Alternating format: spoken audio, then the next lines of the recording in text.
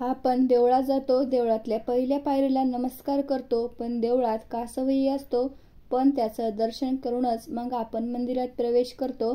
असा विचार तुम्ही कधी केलाय का की कासवालाही आपण नमस्कार का करतो? मंदिराच्या गाभाऱ्यात अगदी समोर कासव असण्याचं काय कारण आहे?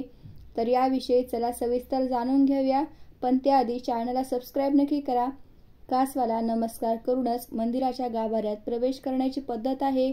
याचा भावार्थ कासवाच्या अंगी असलेल्या गुणांची जोपासना केल्यावरच ईश्वराचं दर्शन घडतं असं सांगण्यात येतं. तर श्रीहरी विष्णूंच्या आशीर्वादामुळे प्रत्येक मंदिराच्या गाभाऱ्यासमोर कासव असतो. मंदिराच्या गाभाऱ्यात अगदी समोर कासव असण्याचं कारण म्हणजे भगवान श्रीहरी विष्णूंच्या आशीर्वादानं कासवाला सत्वगुणाची प्राप्ती झाली आहे. कासवाला सत्व आणि मांगल्याचं प्रतीक मानलं जातं. कासवाच्या 6 अंगांना कासव स्वतःच्या इच्छेनं आकसून घेतो आणि कवचात शिरतो. त्याचप्रमाणे भक्ताने देखील काम, क्रोध, लोभ, मत्सर आणि मोह यांना आकसून म्हणजेच त्याच्यावर विजय मिळवून नंतरच मंदिरात दाखल व्हावं असे देखील काहीसा विचार त्यामागे असल्याचं मानलं जातं.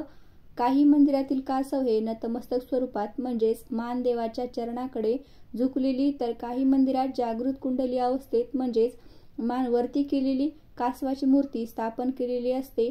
देवाच्या मूर्तीवर निघणारे सत्वभाव हे कासव आपल्या मुखावाटे शोषून घेतात आणि पाय आणि शेपटीच्या मार्गाने वातावरणात प्रसारित करतात अशी श्रद्धा आहे.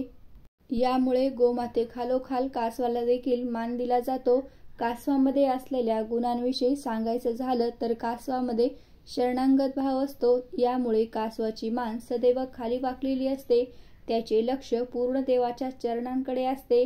यानंतर कासव सत्वगुण वृद्धीसाठी सतत प्रयत्नरत असतो.